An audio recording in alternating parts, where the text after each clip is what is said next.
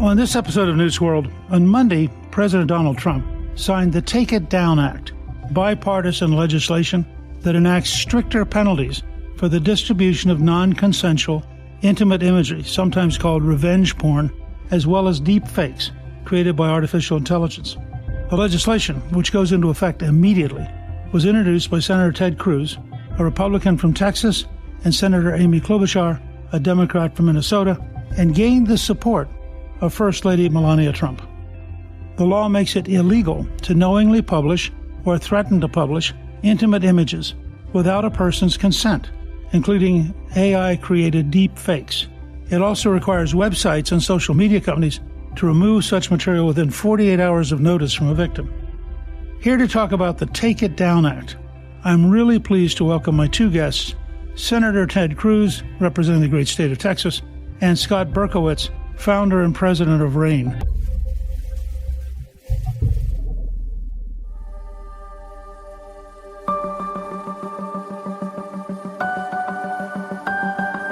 Ted, welcome to Newt's World.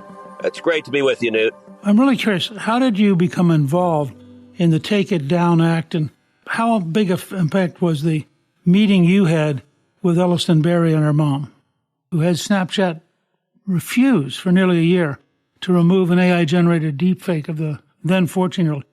What had happened to Elliston was infuriating, and it was wrong. And over a year ago, Elliston was then 14. She was a freshman in high school. And one morning, her phone started blowing up. All her friends were texting her.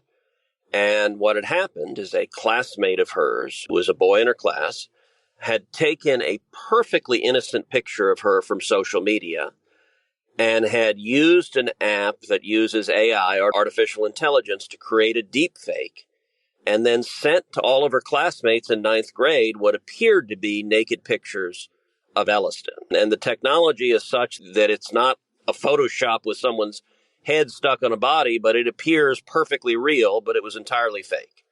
And Elliston, understandably, was in tears. Listen, it's hard to be a teenage girl today. As the father of two daughters, I know the pressures that are on particularly our girls. It was even more frustrating because the way the law was, what the boy had done was not illegal. It was perfectly legal to do that. The Take It Down Act corrects that now, and what it does is two things. One, it makes it a crime, a felony, to post non-consensual intimate imagery, either real pictures, so-called revenge porn, or in Elliston's case, deep fakes of real people. But two, and this goes right to your question, Newt, it puts a legal obligation on the tech platforms to pull the content down. When you decided to sponsor the Take It Down Act, I noticed you got your colleague, Senator Amy Klobuchar. How did you and Amy come together to make this a bipartisan bill? The way the issue came to my attention initially is because Elliston is a Texan, and her mom, Anna, is a Texan. They live in Aledo, Texas, which is North Texas, outside Dallas-Fort Worth. And her mom called my office and said, "You're my senator, can you help me?" And my staff elevated it to me, and we looked at what happened to Elliston and thought it was horrible. And we discovered this was a phenomenon that was happening all over the country. Last year, there was a 3,000% increase in deep fakes, and over 90% of the victims are women and teenage girls. And so we drafted the Take It Down Act to fix this problem. And Amy Klobuchar and I worked together quite a bit. We're on two committees together. We're on Judiciary together, and then we're on Commerce together. I'm the chairman of the Senate Commerce Committee. And she and I have had a good relationship for 13 years. And so I approached Amy, and she's been very active in the tech space, as have I, and reining in abuses of big tech. And I asked, "Do you want to join me on this?" And she said yes. And in fact, the first time I met Elliston and Anna was when they came to D.C. to join Amy and me for the press conference announcing the bill. And we're sitting in my office, and I said, "Well, whatever happened to the pictures?" And Anna, Elliston's mother, she expressed enormous frustration. She said, "This was 9 months ago this happened." And she said, "I've been on the phone, I've been emailing Snapchat over and over and over again, and I've been running into a complete stone wall." And Newt, I turned to my staff, I said, "I want you to get the CEO of Snapchat on the phone today. I want those pictures down today." Within 2 hours, they pulled them down. But it shouldn't take a sitting senator making a phone call to make that happen. And the Take It Down Act, now that President Trump has signed it into law, gives a legal right to any victim that if you notify a tech platform, that picture is me, it is explicit, and you do not have my consent, they have a federal statutory obligation to take it down immediately. It's impressive at a time of great partisanship. The bill that you developed passed the Senate unanimously and then passed the House in a 409-2 vote. I mean, there are not many things that have that level of unanimity. So obviously you had found a sweet spot. And I'm curious, how did you craft this to fit within the First Amendment rights? Well, we made it explicitly focused on non-consensual intimate imagery. And there are a lot of laws across the country that deal with so-called revenge porn, where, say, a boyfriend and girlfriend are in a romantic relationship and they choose to take explicit pictures or videos, and then they have a bad breakup, and one or the other decides to post that to the world to stick it to their former boyfriend or girlfriend. And that, I think, is a grotesque violation of privacy. And those laws have been upheld across the country because you don't have a right to do that to somebody else. Texas has a revenge porn law.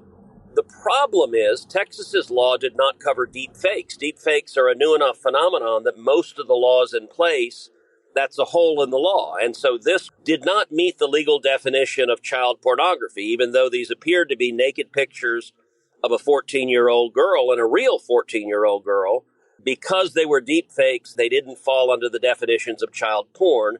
And so we defined it. It's clear the First Amendment does not cover the right to put out revenge porn and target an individual. And it's also clear the First Amendment doesn't cover child pornography. And so we put deep fakes in that explicit category. And I'll tell you, on the take it down obligation, Newt, what we did is we borrowed from an existing legal framework. So there's a longstanding law called the Digital Millennium Copyright Act that if you tweet out a song from The Lion King, they'll take it down within hours because you don't have a right to violate someone else's copyright or trademark. And so every tech platform has an office that deals with notice and takedowns where they get notified, okay, this is copyrighted material, and they pull it down. Well, what we did is we put this in that same bucket. So that same office that is pulling down the tweet of The Lion King, now, if a teenager or a woman notifies, hey, this is non-consensual intimate imagery, that same office and that same mechanism has the statutory obligation to remove the content. I noticed as you were developing this that First Lady Melania Trump had been leading a Be Best campaign. One of her concerns was online safety. How helpful was she in drawing attention to the whole concept of take it down? So the First Lady was incredibly helpful. In the last Congress, we passed Take It Down through the Senate, passed it unanimously. And then in the House, unfortunately, it failed to get passed. House leadership had added it to the continuing resolution in December that was going to pass. But then if you remember, that continuing resolution got pulled down and much of the stuff that had been added got stripped out of it. So it did not pass last Congress. And so this Congress, starting in January, we passed it again through the Senate. And the real challenge, and Newt, you've been Speaker, you know, House leadership has a million different demands in terms of where to allocate floor time.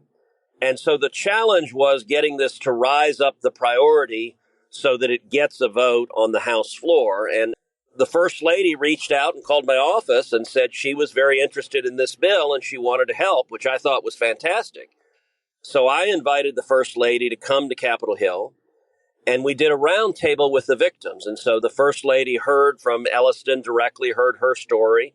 She heard from Francesca Mani, who is a 15-year-old girl in New Jersey, who the exact same thing happened to her that happened to Elliston.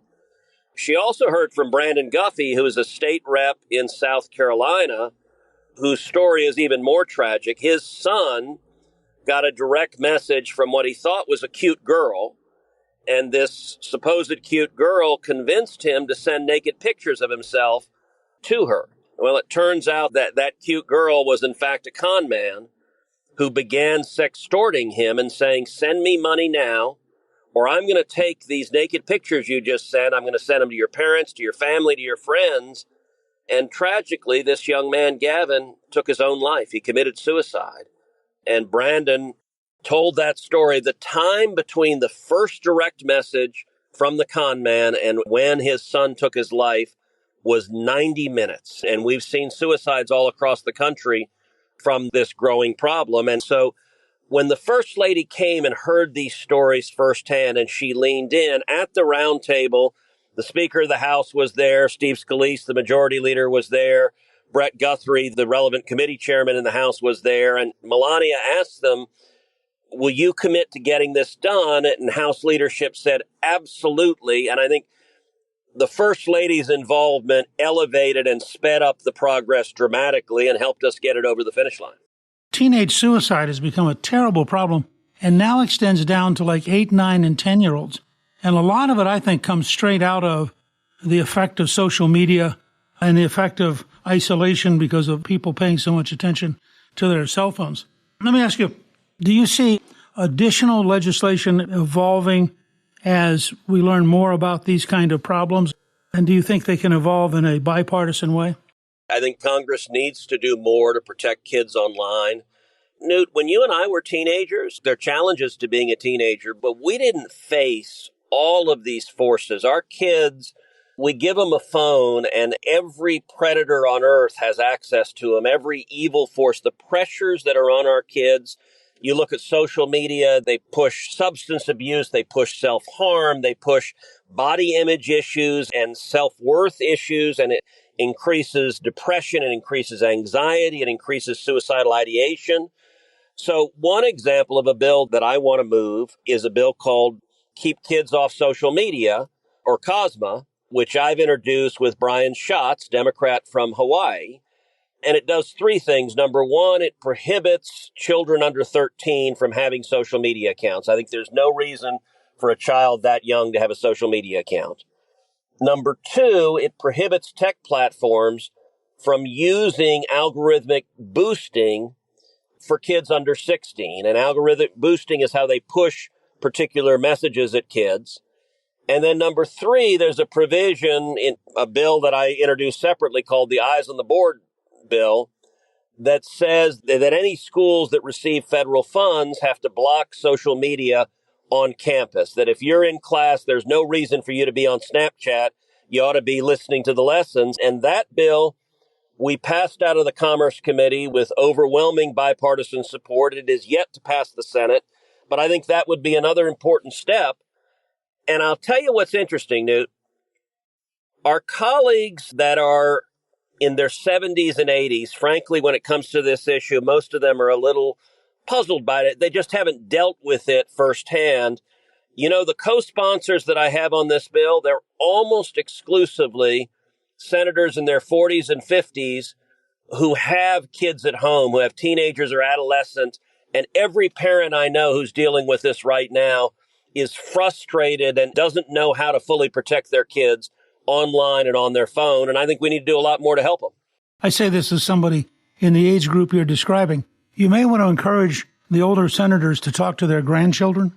Yeah, and I am doing exactly that. Suddenly they'd be in a new world. You are a leader on so many different topics, but on this one, I suspect you will literally be able to say over the years that you saved several thousand lives, literally from committing suicide, and you saved tens or 20,000s of people who otherwise would have been deeply humiliated and deeply affected psychologically. So, Ted, I thank you for your time. I know how amazingly busy you are. And this was a real act of leadership on your part and something which the country owes you a debt of gratitude. Well, Newt, thank you. And let me just say, I appreciate the First Lady very much. Her leadership was critical. I appreciate President Trump. In the State of the Union, he introduced Elliston Berry and he called on Congress to pass the bill. I would be remiss if I didn't say thank you, especially to the victim advocates, because they could have taken their pain and just hurt from it. And instead, they decided to stand up and lead. And the bravery, particularly Elliston and Francesca, but also certainly Brandon and Breeze Lou and other victim advocates, the bravery they've shown is extraordinary. And this would not have gotten done without their courage. That's great. That's tremendous. Listen, have a wonderful day and good luck in Texas. All right. Take care. Thanks, Newt.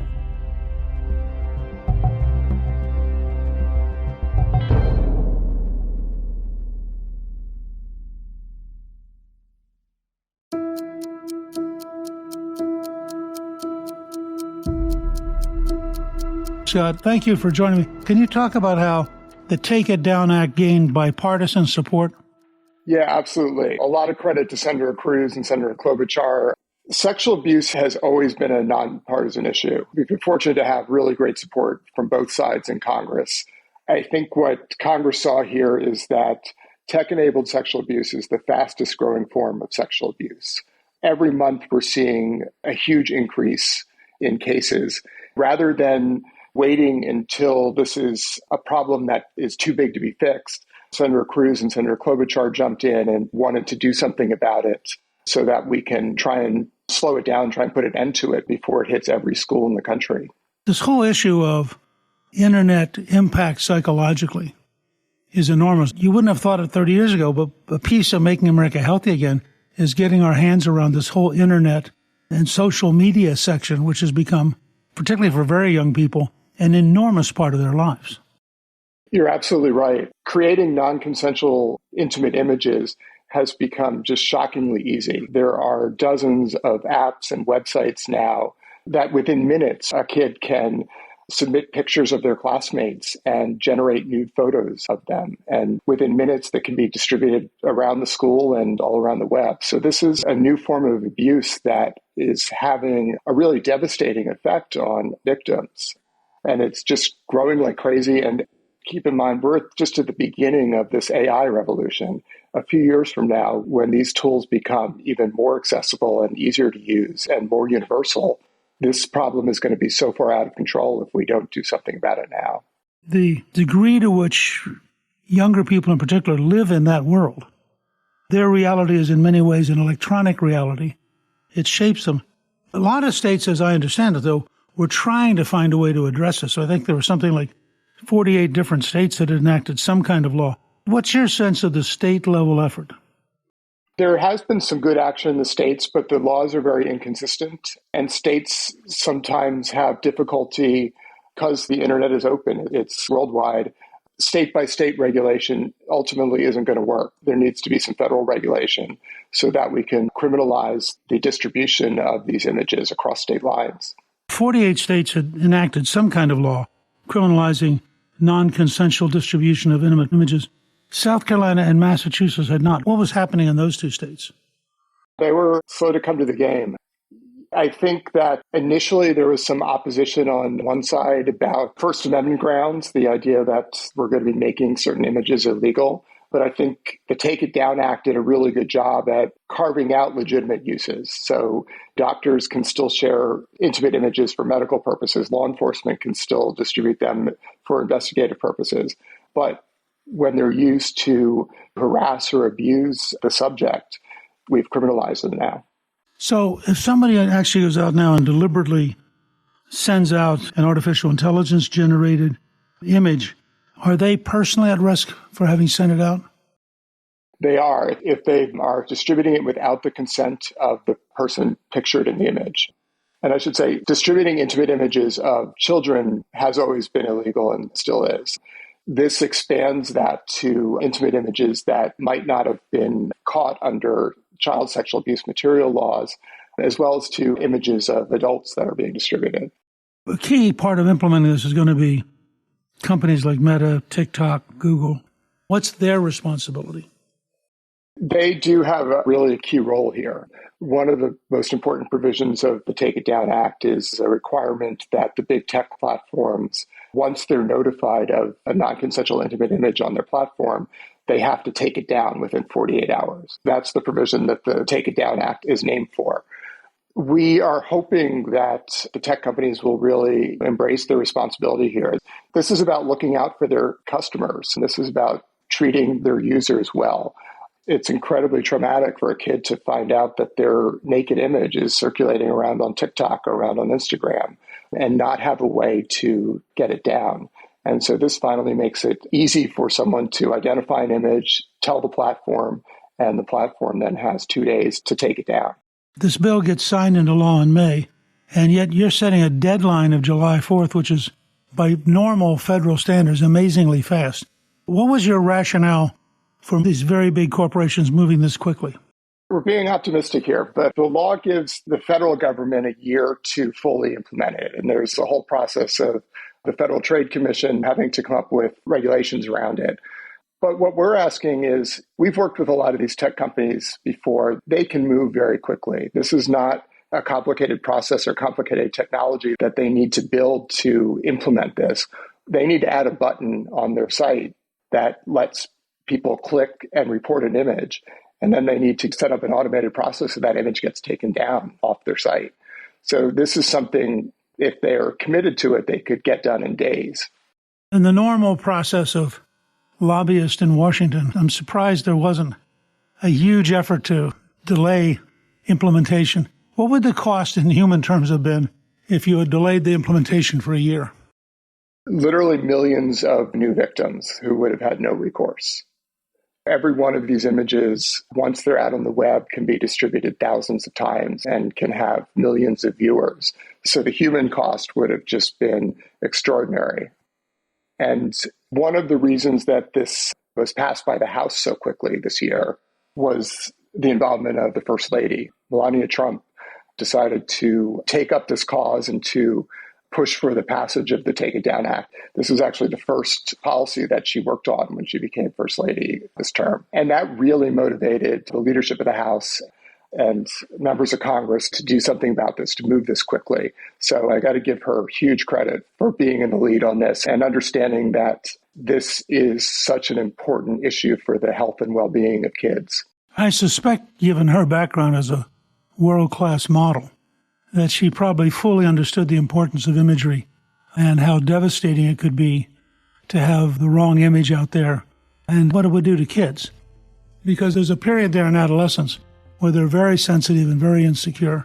And of course, we've had a frightening increase in suicides, which I think is partially associated with cyberbullying and cyber isolation. And so I think her role in this was a great place for her to focus her prestige and her experience.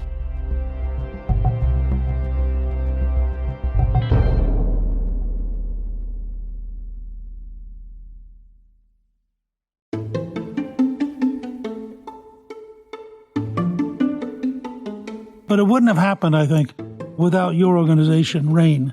Talk about how RAIN came to be and what its focus is. Sure. So RAIN is the largest anti-sexual violence organization in the U.S. We work on public policy, trying to improve the criminal justice system, trying to make sure that more perpetrators are caught and convicted. We work on public education, trying to help affect what the country understands and how they react to sexual violence and motivate them to help prevent further harm. And then we help victims. We run the National Sexual Assault Hotline. We also run a hotline for the Department of Defense for members of the U.S. military around the world. And our victim service programs help more than 30,000 survivors every month. We've helped more than 5 million survivors of rape and their loved ones since we started it up. What does RAIN stand for? Rape, Abuse, Incest National Network. When was it created?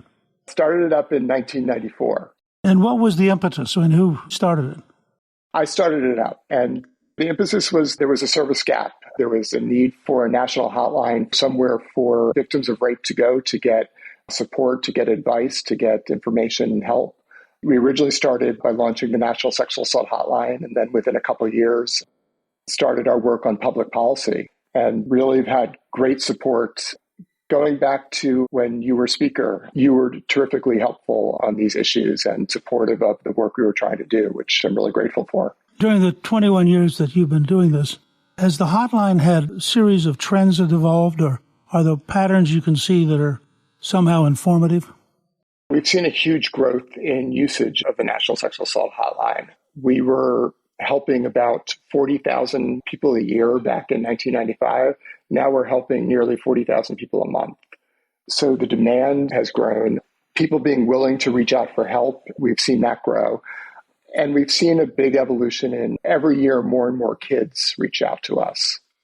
About half of victims are minors, and that's reflected in the people who are contacting the National Sexual Assault Hotline and asking for help.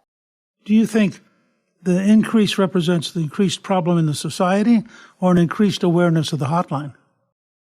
I think that the increase is primarily based because of increased awareness and increased comfort in talking about the issue and the diminishment of the stigma around it. I think that kids more and more have a better understanding that they're not to blame here any more than a victim of a mugging or a victim of any other violent crime is to blame. This is a violent crime. The FBI ranks it second only to murder in terms of seriousness. So there's nothing to be ashamed about for a kid who's a victim or for an adult. The other trend we're seeing is a huge increase every month in the number of calls that we're getting that are about technology-enabled sexual abuse, like non-consensual images. We're seeing that increase every single month. And I think that 5 years from now, I think that that's probably going to be the majority of the cases that we're getting. If people do want to call if they need help and support, what number do they call? They can reach us by phone at 1-800-656-HOPE, HOPE, or they can get help through online chat at hotline.rainn.org. Good, and we'll post both of those on our show page, so anybody who knows somebody who needs help can give them that information and help them get to Scott and to his team. I think it's a significant step forward in dealing with what sadly is a crisis. And I think, frankly, what you've done with the Take It Down Act begins to get ahead of the curve. We're going to face huge challenges in how we deal with an electronic world that we're beginning to realize has many different negative effects on our kids. And I think you're a piece of that solution. And I think it's great that you were able to work in a bipartisan way and work with the First Lady to get this moved all the way into law, which is, in this Congress, a substantial achievement.